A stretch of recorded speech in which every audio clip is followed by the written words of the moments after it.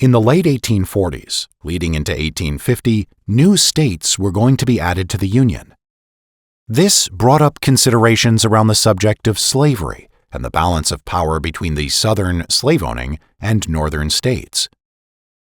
The Compromise of 1850 was a legislative package introduced by Henry Clay designed to ease escalating tensions over the expansion of slavery into territories gained from the Mexican-American War. Welcome to the Creating America podcast, where we are reading through some of the documents and speeches that shaped the United States. I'm Will Saris. I'm an actor and media professional, and I've always loved the study of history. At one point, I realized I often know about various speeches and documents that shaped the history of the United States, but I haven't actually read them.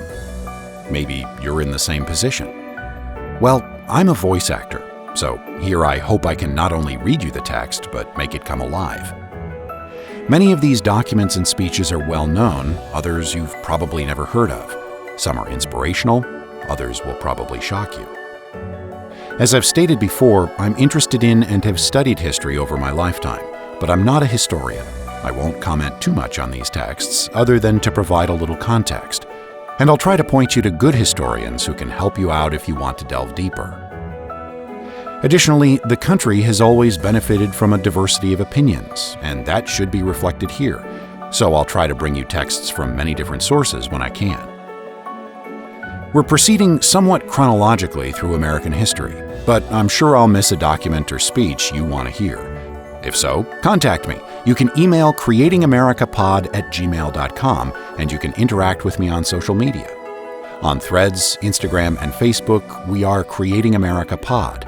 And you can also contact me directly in many apps. My handle is William Saris, one word. And you can subscribe on Patreon at patreon.com/William Saris. It's my hope that as you listen to these documents and speeches, you will gain an appreciation of what our country was, what it is, and what it hopes to be.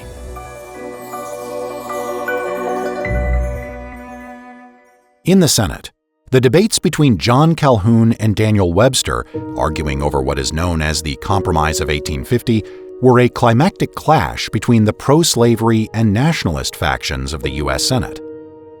Daniel Webster argued for compromise to preserve the Union, while the ailing John C. Calhoun demanded absolute protection for slavery. The differing perspectives of Calhoun and Webster defined the era's great ideological divide. As a staunch defender of the South, Calhoun argued that the North's numerical majority in Congress threatened the South's equilibrium and constitutional rights. Too ill to speak, he had his colleague read an address on March 4, 1850. He demanded that the North completely cease attempts to limit slavery in new territories, and warned that if Southern rights were not protected, secession was the only honorable option. He fundamentally rejected compromise unless it offered full concessions to slaveholders. Seeking to avert civil war, Daniel Webster delivered his famous 7th of March speech in which he urged both sides to make concessions. He famously began by stating, "I wish to speak today not as a Massachusetts man, nor as a Northern man, but as an American." Webster outraged his Northern abolitionist base by endorsing a stricter Fugitive Slave Act, under which states that had abolished slavery were forced to return runaway slaves in their territory to their masters, part of the compromise, to satisfy Southern demands. However, he strongly cautioned the South that secession would inevitably lead to violent conflict. Calhoun passed away from tuberculosis on March 31, 1850, before the compromise was passed. Webster's impassioned pleas, combined with the efforts of Senator Stephen A. Douglas and President Millard Fillmore, ultimately pushed the measures through. The resulting laws included the admission of California as a free state, the implementation of a harsher Fugitive Slave Act, and allowing residents of the Utah and New Mexico territories to decide the slavery issue for themselves. The Fugitive Slave Act of 1850 drastically escalated sectional tensions, radicalized the Northern public against slavery, and set the nation on a direct path to the Civil War. It transformed the issue of slavery from a distant Southern problem into a daily, unavoidable reality for Northern citizens.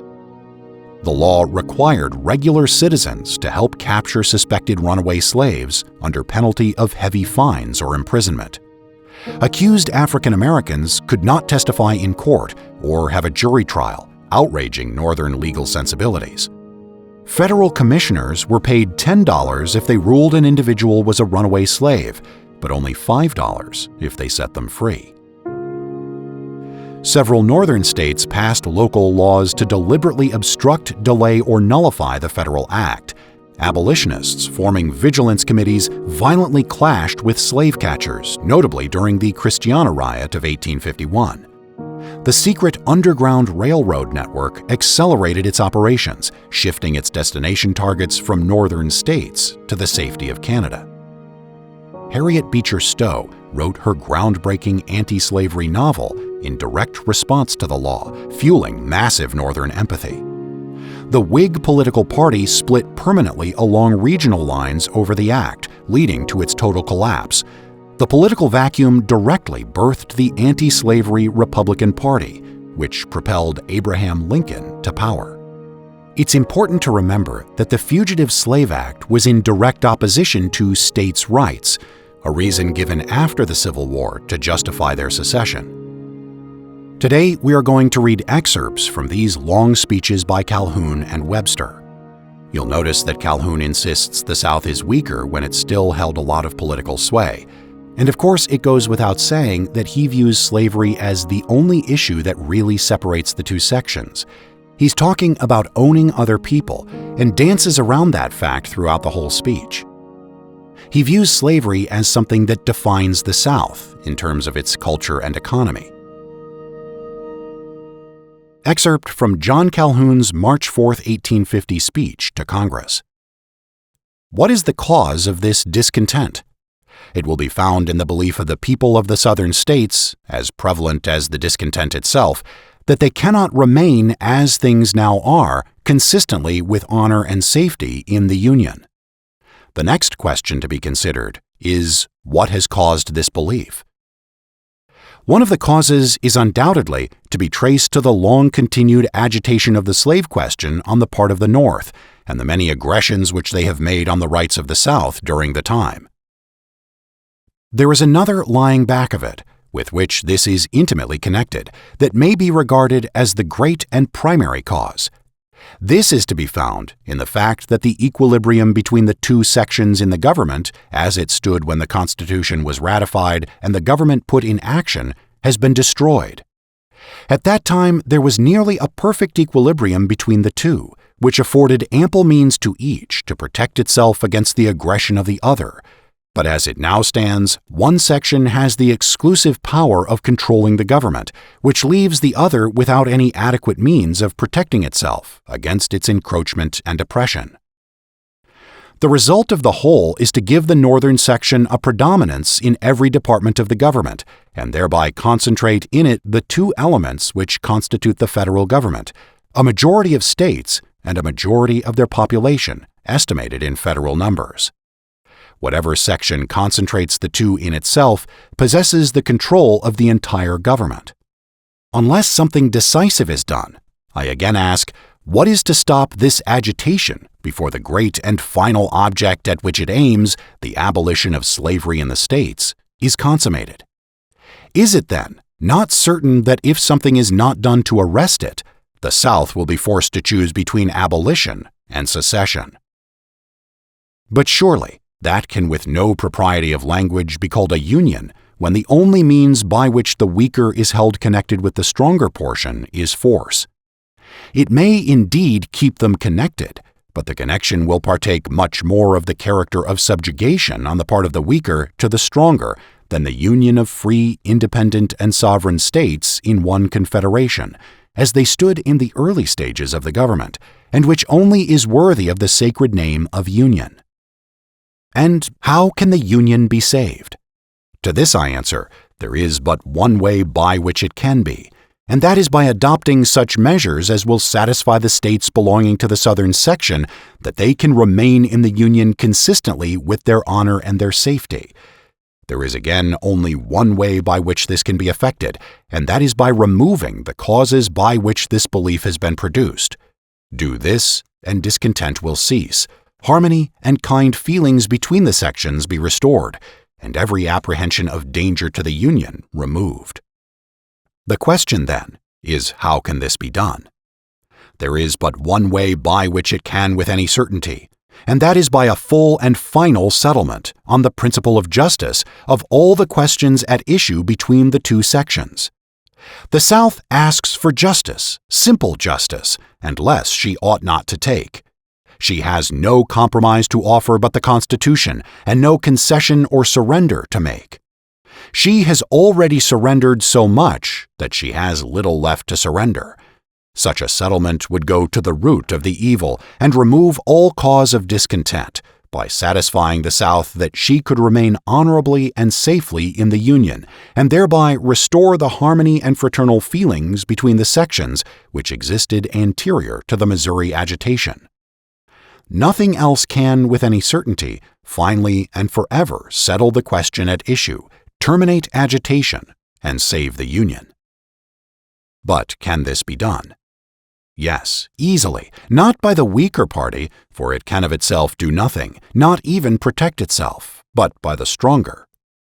The North has only to will it to accomplish it, to do justice by conceding to the South an equal right in the acquired territory, and to do her duty by causing the stipulations relative to fugitive slaves to be faithfully fulfilled, to cease the agitation of the slave question, and to provide for the insertion of a provision in the Constitution by an amendment which will restore to the South in substance the power she possessed of protecting herself before the equilibrium between the sections was destroyed by the action of this government. There will be no difficulty in devising such a provision, one that will protect the South and which at the same time will improve and strengthen the government instead of impairing and weakening it. But will the North agree to this? It is for her to answer the question, but I will say she cannot refuse if she has half the love of the Union which she professes to have, or without justly exposing herself to the charge that her love of power and aggrandizement is far greater than her love of the Union. At all events, the responsibility of saving the Union rests on the North and not on the South. The South cannot save it by any act of hers, and the North may save it without any sacrifice whatever, unless to do justice and to perform her duties under the Constitution should be regarded by her as a sacrifice. If the question is not now settled, it is uncertain whether it ever can hereafter be, and we, as the representatives of the states of this Union regarded as governments, should come to a distinct understanding as to our respective views, in order to ascertain whether the great questions at issue can be settled or not. If you who represent the stronger portion cannot agree to settle them on the broad principle of justice and duty, say so, and let the states we both represent agree to separate and part in peace. If you are unwilling we should part in peace, tell us so, and we shall know what to do when you reduce the question to submission or resistance. If you remain silent, you will compel us to infer by your acts what you intend. In that case, California will become a test question. If you admit her under all the difficulties that oppose her admission, you compel us to infer that you intend to exclude us from the whole of the acquired territories, with the intention of destroying irretrievably the equilibrium between the two sections. We should be blind not to perceive in that case that your real objects are power and aggrandizement, and infatuated not to act accordingly. Now we turn to Daniel Webster. John Calhoun was definitely in favor of secession, and you'll hear Daniel Webster be passionately in favor of keeping the Union. Yet Webster seems to think slavery is just fine and part of how people grew up.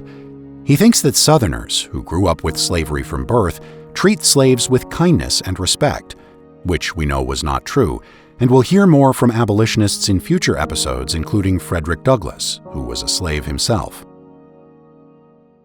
Daniel Webster, March 7, 1850.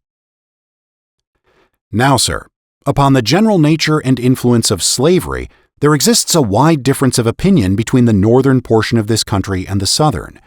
It is said on the one side that although not the subject of any injunction or direct prohibition in the New Testament, slavery is a wrong, that it is founded merely on the right of the strongest, and that it is an oppression, like unjust wars. These are the sentiments that are cherished, and of late with greatly augmented force among the people of the northern states.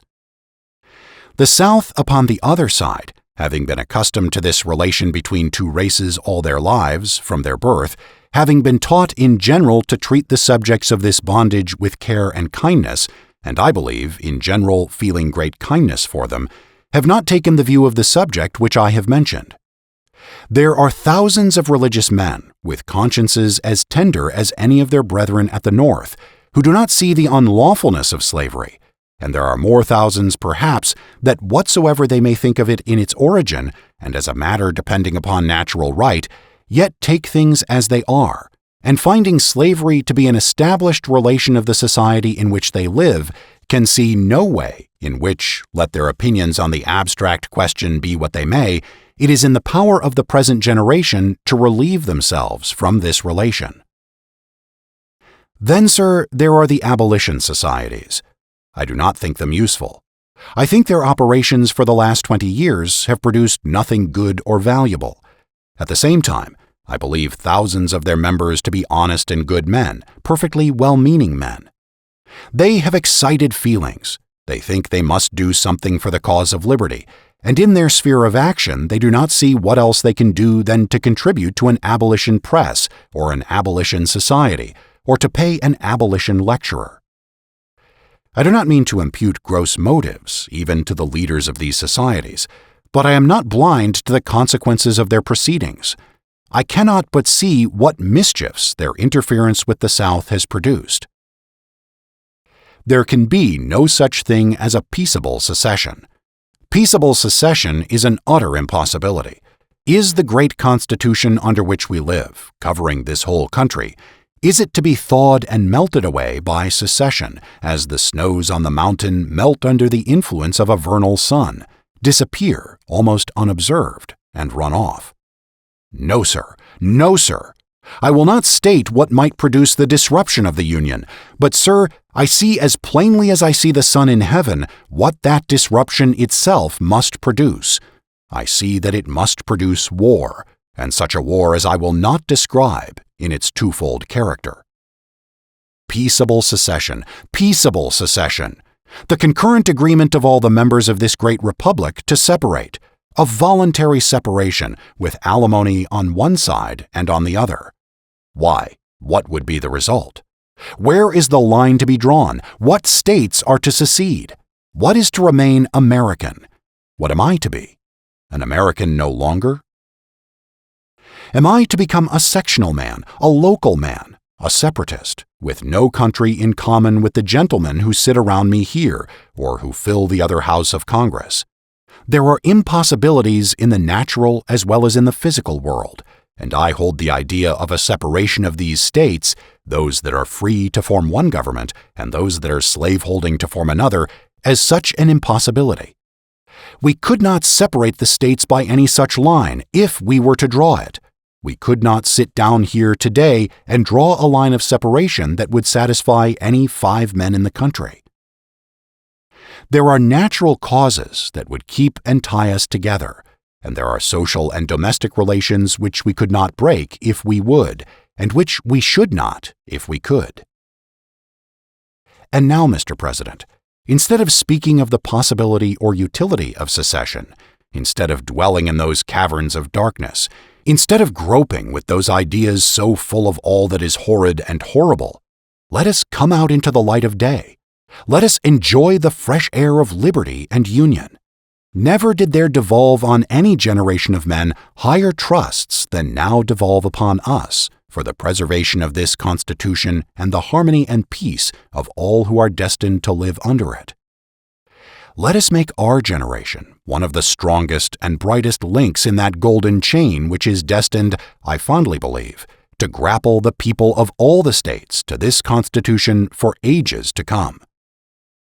we have a great, popular constitutional government, guarded by law and by judicature, and defended by the affections of the whole people.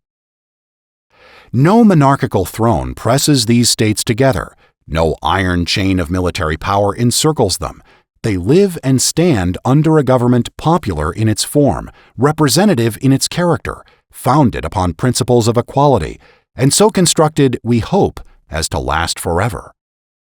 In all its history, it has been beneficent. It has trodden down no man's liberty. It has crushed no state. Its daily respiration is liberty and patriotism. Its yet youthful veins are full of enterprise, courage, and honorable love of glory and renown. We'll see in future episodes the fallout from the Compromise of 1850. Thanks for listening to this episode of Creating America, where we read the documents and speeches that shaped the United States as we know it today. I'm Will Saris, your host and narrator. This show is written and produced by me. If you like this podcast, please subscribe and rate the show and share it with your friends. I've also started a Patreon, patreon.com/William Saris, where you can support this project, which is something I do on my own time. Anything you can contribute is very appreciated. If you'd like to send in a comment or request that I read a speech or document you think I missed, the email is creatingamericapod@gmail.com. You can find the show on social media by searching Creating America, and you can find me there too. If you want to know more about what I do professionally, visit my website, williamsaris.net. Till next time. Copyright 2026, William Saris, all rights reserved.